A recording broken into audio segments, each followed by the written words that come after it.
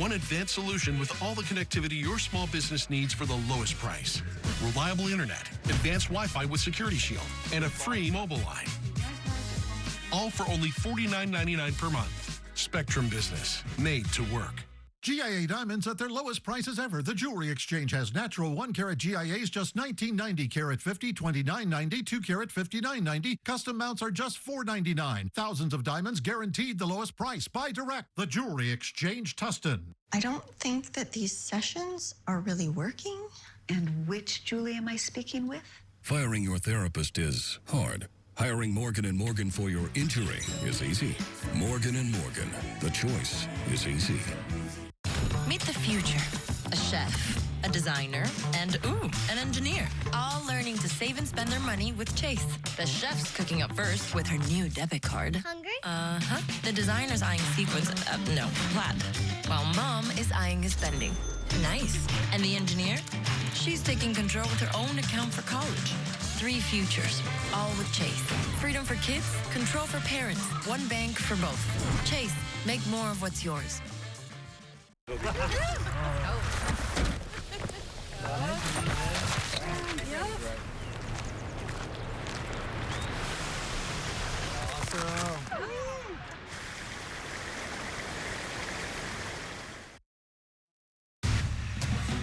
Good morning. I'm Eric Spielman in for Frank Buckley. Growing calls to beef up security on public transit. This as we learned of another violent attack on a bus driver. We are live with the safety measures that community activists want added to buses and trains.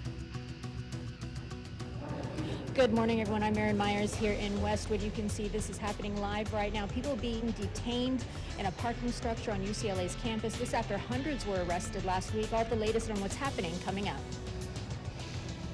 Hey there, good morning. I'm Trevor Shirley live in Washington. A New York judge is again threatening former President Donald Trump with jail time if he continues to violate a gag order in that hush money trial. I've got that story coming up just ahead. And good morning, everyone. I am here at Cedars-Sinai on this National Nurses Day. Look at this group of nurses. You get an Earth gift card. You get an Earth gift card. Look at these two here. We are celebrating all of you, so thank you for your work. We're inside of the simulation room at Cedars in an OB room. So much going on. We're talking about a YED program coming up. Stick with us, and we give out more gift cards coming up. The woman in the bed is not real. Sam was a little nervous for a second there. Good morning, I'm Jessica Holmes. A thrilling finish to the Kentucky Derby. We're going to have a recap of the race and the fashion just ahead. Good morning, I'm Sam Rubin. New here at 8 o'clock, the dynamic duo, DJ Cassidy, Ja Rule. They're here live. Lots to talk about with that pair. And an actor talking about a dynamic change in his bank account. Chris Pine says he went from being very broke to very not broke very quickly. We'll explain coming up.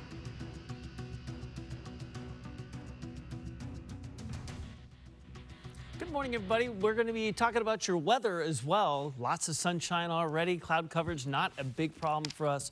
And I would get used to that. If you enjoy 70 and 80 degree temperatures, I think most of us do, you will like the forecast, which we'll talk more about coming up in just a few minutes. But I will leave you with this. 71 downtown, 78 in the San Fernando Valley, with temperatures starting to stretch slightly above the average. We'll talk more about the week in front of us. At 8:02, Ginger with a look at traffic. Good morning, Ginger. Yeah, good morning to you as well. You know, there are definitely some touchy spots, I will say, especially like if your ride takes you onto the 60 freeway, the westbound side. We're always concerned with the west, but in this case, we know we have kind of that rhyme and reason for how the slowing has developed here. 60 westbound side, right at about Hacienda Boulevard. Terrible spot to have something happening, right? 4 cars, left lanes blocked, Gale Avenue. I mean, if you take it, you got to know there are a lot of signals. A lot of people are taking it at this hour, but at least there's some movement. Get back on it about 7th, right? Moving it over to look at the 10 West at Alameda. A horrible spot to have anything happening here as well. With a stall that's sitting in lanes, I do like Washington to get yourself around some of those heavy delays that you see. They extend through East LA, they extend through Boyle Heights, and as you move farther to the west, you may want to continue on to Washington because it does look like it's still a slow ride, even though there's nothing in lanes farther to the west. I'll send it back to you. Ginger, thank you. We are following breaking news in Westwood. UCLA students returning to class this morning with a heavy police presence on campus. Last hour, we saw people being detained inside a parking structure on campus. We're also getting word about a situation unfolding at Moore Hall at UCLA. KTLA's Aaron Myers is on campus this morning with all the details. Good morning, Aaron.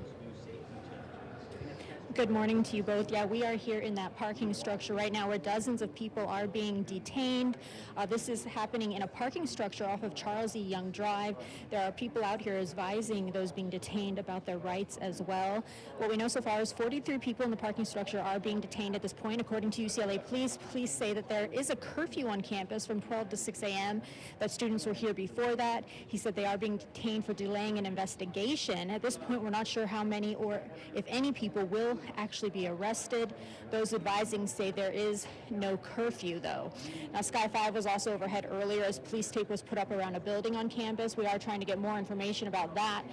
We believe it's Moore Hall, according to someone I spoke to on campus. Now, this all comes as the Chancellor Gene Block announced a new Office of Campus Safety yesterday. He said urgent changes were needed in how the university administers safety operations. Those clashes lasted for hours before law enforcement intervened. Yesterday, he announced the creation of a new office that will be in charge of safety and law enforcement, and he's appointing a former police chief to lead it. Rick Brazil will be the inaugural associate vice chancellor of the Office of Campus Safety, which will oversee the UCLA PD and the Office of Emergency Management. Previously, they were overseen by the Office of Administrative Vice Chancellor. Now, Brazil, who you can see on the far right in this photo, was the chief of police in Sacramento from 2008 to 2012.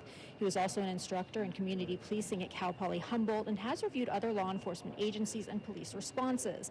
An advisory group for the new office was also created. Now, this comes after finger pointing where UCLA administrators blame UCLA police for what happened last week, but the union that represents campus police say it's the administrators' fault for the poor response. Now, the LA Times reports UCLA Police Chief John Thomas is facing scrutiny for security lapses, some calling for him to step down. Now, this after allegedly assuring leadership the morning before that attack he could mobilize forces in minutes. He is denying those allegations and said he did everything possible to provide security and protect students. Sources also told the Times that the chief was asked for a security plan, which he failed to provide. Thomas, though, said he warned administrators about allowing an encampment in the first place, saying it violated rules for overnight camping and could lead to serious problems.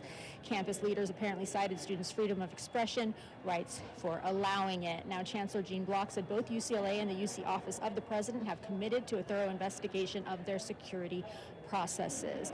Now, back here live, though, you can see right now those 43 people still being detained. We are trying to get more information about exactly what will happen, how many arrests may be made, if any. We are also working on getting more information about what is happening possibly at Moore Hall. We will bring that to you when we get it. Reporting live here in Westwood, I'm Aaron Myers. I'll send it back to you in the studio. Okay, Aaron, we thank you for that. And of course, we'll continue to follow that situation out of UCLA. More breaking news now this morning out of New York City. A New York City judge has again found former President Donald Trump in contempt of court for violating a gag order in the hush money trial, saying it does not appear fines are serving as a deterrent. KTLA's Trevor Shirley live in Washington now with the latest. Trevor, good morning. Jess, good morning to you as well. And again, that judge has threatened the former president with jail time for continued violations. Now, after a hearing last week, it was earlier this morning that Judge Juan Merchan ruled the former president violated that gag order for a 10th time. This violation relates to Mr. Trump claiming the jury is stacked with Democrats. Mr. Trump has already been fined $9,000 for 9 previous violations. Judge Merchan said it appeared the $1,000 per violation fines were not enough to keep the former president in check and sticking to the rules of that gag order. Again, he threatened Mr. Trump with jail time for continued violations. However, he said incarceration would be a last resort, saying he did not want to have to do that. During the hush money trial, the former president has repeatedly used his social media presence to attack the judge, prosecutors, and other people connected to this case. The testimony in that trial resumed today after the judge's ruling. So far, former President Trump has not responded to the judge's ruling on that 10th violation of the gag order. That's the latest here in Washington. We'll send it back to you guys in L.A. Trevor, thank you. An off-duty LAPD officer is expected to survive after being hit by a bullet during a shooting at a gas station in Bellflower. He was found just after 5 o'clock yesterday evening on Somerset Boulevard. LA County Sheriff's investigators say the officer does not appear to be the intended target. The unidentified officer was taken to the hospital with non-life-threatening injuries. Authorities say the suspect or suspects fled the area before they arrived. Investigators say the case appears to be gang-related. In about 2 hours from now, community activists will meet in Leimert Park calling on Metro to have roving security teams on its trains and buses. There is concern for riders and drivers of public transportation following attacks in recent weeks, the latest one taking place yesterday.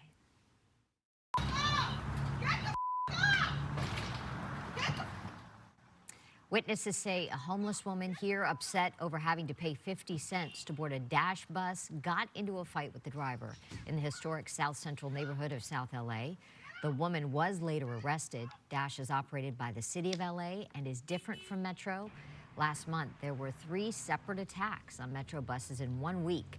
On Friday, Metro bus drivers staged a sick-out over concerns about their safety.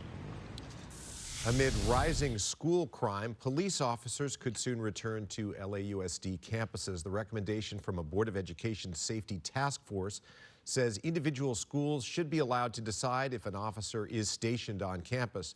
Currently, school police are patrolling LAUSD properties.